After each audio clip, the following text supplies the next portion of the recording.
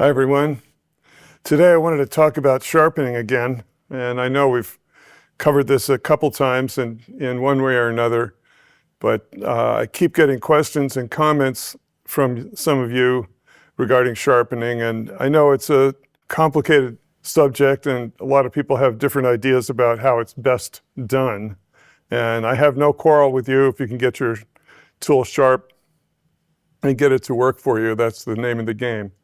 But it seems to me that there's a lot of confusion about what's what and how to get it and what works and what you should be aiming for. 50 years ago when I started woodworking and trying to make precise parts out of wood, I was very frustrated that I couldn't get my tools as sharp as I had hoped. And furthermore, that I couldn't sharpen them in such a way that was consistent and gave good service in between sharpenings. So I decided to try and figure out everything I could about sharpening, and I've been through a lot of different methods and a lot of different cutting tools to cut the steel in order to get it sharp. And I wanted to distill for you guys what it is that I know now that I didn't know then, all right? So first of all, as an employee in a machine shop, training with a tool maker, I learned a language, a vocabulary of tools and sharpness descriptions that seem very simple and direct and apply to every kind of edge. And so I just wanted to reiterate this now before we get on to some of the sharpening techniques that we're going to cover right around the corner. So first of all, these are the three angles that we're concerned with. If this is the tool here, the sharpness angle is the angle that the two surfaces form to make the cutting edge. And clearance would be an angle that lifts the tool up off the work so that it can penetrate the material as it's pushed in this direction. And rake is measured from 0 degrees to that cutting surface. And rake is the amount of angle that the wood sees. The wood sees this top edge, the top of this edge first, as you're taking a shaving.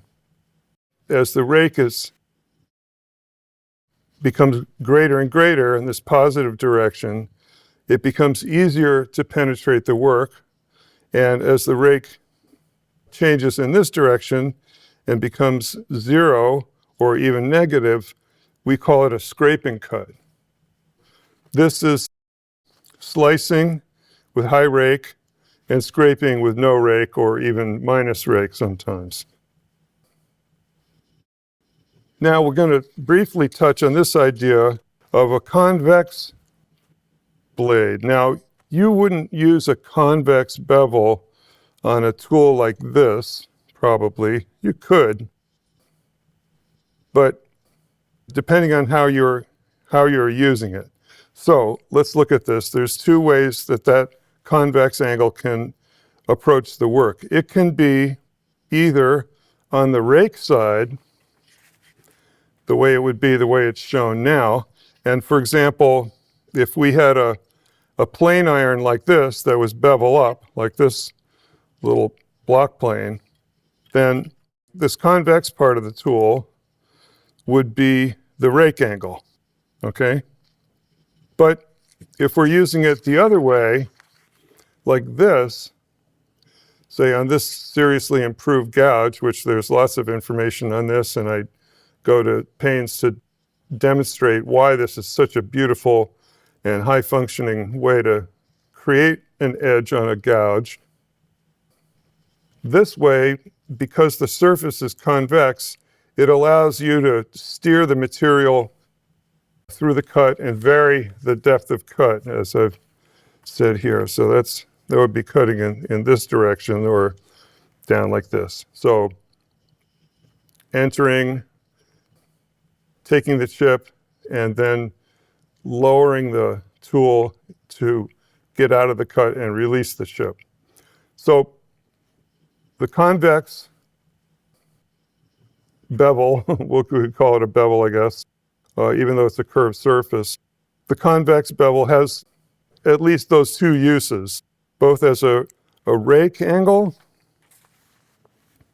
when it's in a tool like this with the bevel up, or as a clearance angle when it's in a tool like this with the bevel down. Okay, so I know that maybe that might have been a little confusing, but anyhow, let me show you also that these angles operate in every kind of cutting tool. For an example, I'll show you this drill shown here as the clearance angle. So that clearance angle will regulate how quickly the drill can screw into the material in this case. So that's an added complexity because the tool is rotating. And then in terms of rake, this would be zero rake in this case. And we have here positive rake. Any drill with a twist in it, where the twist is in the same direction as the rotation of cut, the way it is on this tool, this inside surface would be always a positive rake, and it's more rake as the spiral gets tighter. Okay, so if the spiral gets tighter like this, that's more rake, and it's good for penetrating soft materials like aluminum and plastics. For some materials, you want less rake, or even sometimes no rake, a scraping cut. And that scraping cut can sometimes let you achieve a really straight, perfectly straight hole that sometimes is super important, depending on what you're doing. Anyway, just a quick aside that we can find those clearance, sharpness, and rake angles on every kind of cutting tool that we'll ever come across. All right, now let's move to a simple kind of tool like a chisel or a gouge, but we're going to switch over to the chisel because it's straight and it's a little simpler to talk about. Someone was asking me the other day about the secondary bevel, and I wanted to show you the way this whole thing works. So let's just assume that we're going to have a 25-degree sharpness angle, okay? So here's three ways of getting that 25-degree angle. That's the same angle here, here, and here, okay? But here we have a plain bevel, which means that there isn't any curve in that edge, and there isn't any facet. Now, on a secondary bevel, there are two facets. Whereas this is the primary bevel, or 25 degrees that we just mentioned. And then here's a secondary bevel. This is perhaps 20 degrees or something like that. And sometimes this is a useful thing to do if you need to resharpen your tool with a sharpening stone or a piece of sandpaper, like on a job site or something like that, where you need to be able to touch up the tool quickly and get back to work when it gets dull. And you can see what happens is that unlike this plain bevel where you have to remove material from here to here in order to maintain the 25-degree angle, on the secondary bevel tool, because you've already kind of pre-ground away some of this material inside this triangle area here, you only have to stone this little bitty piece of material on the edge. And that can be a big advantage in terms of just getting a good edge back on the tool. And then the other variant, which is kind of like the secondary bevel, is a hollow ground edge where it's not actually the edge that's hollow. We still have this 25-degree bevel on the tool.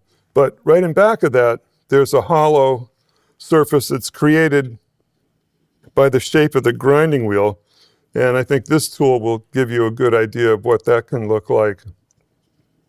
So you can see this broad area in the center of the bevel is created by the shape of the grinding wheel. And then when you stone this tool to sharpen it, it helps you keep the angle correct because after all, you're not touching in the center. So it's relieved. You can say it's relieved. And so it only touches at the back of the bevel and on the cutting edge where, of course, it's the edge that you care about, all right? That's fine, but what happens when things get dull? When we're stoning this plain bevel, unless we're very disciplined and careful, it's easy to kind of cheat the edge and sharpen more off the edge where we care about it being sharp and kind of forget about the heel of the bevel over here, and therefore increase the sharpness angle. And that makes the tool more blunt and makes it require more force to get it to enter the material and cut. That may not be what we want. Of course, 25 degrees isn't the right sharpness angle for everything. But we're just going to use this as an example, this 25 all-purpose thing. But here in the secondary bevel, you have two bevels, and whereas it starts out with just a small area to sharpen from here to here, as the things get dull, you tend to also, the same way,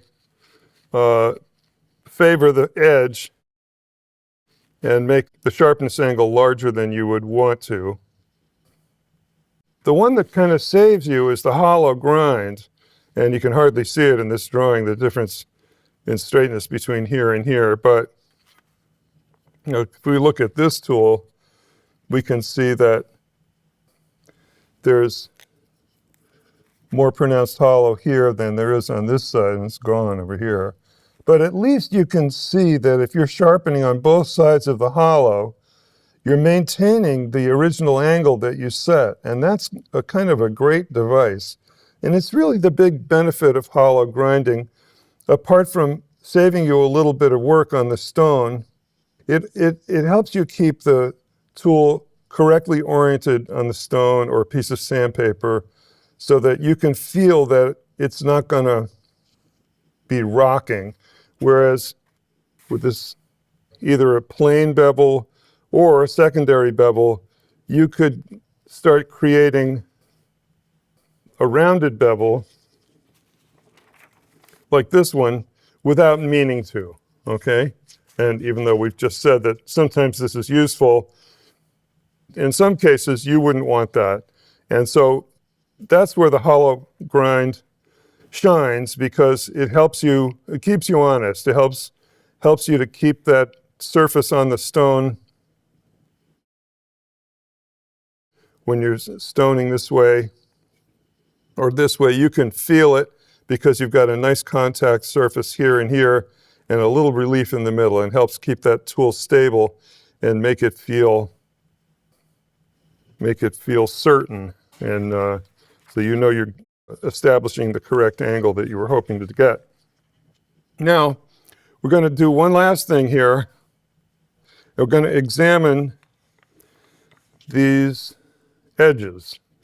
So now we're going to look in here, and just in our mind's eye, we're going to imagine that at the intersection of these two planes is a row of molecules. And I think if you look in the Hawk book that I referred to, you can see that this can look pretty ragged under big magnification. And that means that those molecules are kind of hanging off in the breeze, and as soon as you start working with that edge, the molecules at the edge are going to bust off and leave you with a broken edge that gets thicker and thicker as it continues to break. One way out of that is to create a micro bevel, which could be either on one side or sometimes both sides. So you might put a micro bevel on both sides on some tools. And this would be deliberately blunting the sharpness angle with a stone and just taking a couple of quick swipes with a very fine stone to, in essence, strengthen the edge, but not by making it thick, really thick, but making it just micro thick, therefore the row of molecules that you present to the material when you're cutting has a bigger, stronger shape and is liable to stay sharp longer. So even though this starts out sharper, good if you're a surgeon in an eyeball, in woodworking, it's better to have a shape that's got some strength to it. And then finally, my favorite way is with a strop of some kind. And what that does is it makes a kind of parabolic surface at the end. And again, this dimension is, this is tiny, tiny dimension right here. A very, very small dimension. And the way this parabolic edge is generated is that the strop surface is soft, and when you press into it, the tool mushes into the surface. So if this is the strop that has some compliance, some softness to the surface, when you push in and drag the tool backwards, that strop actually changes shape in an elastic way, and it wraps around the end of the tool and tends to take off material in the middle and not so much over here. Then you turn it over, you do the same thing on the other side, and you end up with this kind of parabolic curve on the edge of the tool. And this can behave as if it is very, very sharp and last a very, very long time. And I'm going to show you in some detail now my favorite way to create that edge on any tool, really, any edge tool. Well, before we go, I wanted to just mention that this is a good example of this, where'd it go? Here, convex bevel in action. So here's a beautiful Japanese tool. This is laminated. You can see the shiny and gray metal here. And so this has a single bevel on one side, and it's not rounded, it's perfectly flat. And on the back, it's hollow ground so that you can back it off and easily create a flat surface without doing too much work, okay? So steering this tool will be quite difficult because the wedge shape of the tool is going to try and go straight into the material. And it'll be hard to steer it and control it through the material. Whereas this tool, which started out looking just like this, got modified by me so that each side is a rounded bevel. And so that means that we can steer the edge in either direction, or we can steer it to cut this way or flip it over and steer it to cut that way, making this tool really super useful for a lot of things in guitar making and shaping small parts in wood. The next thing we're going to do is get over to the grinding room, and I'll show you my favorite way to make that hollow ground surface and a couple of alternatives.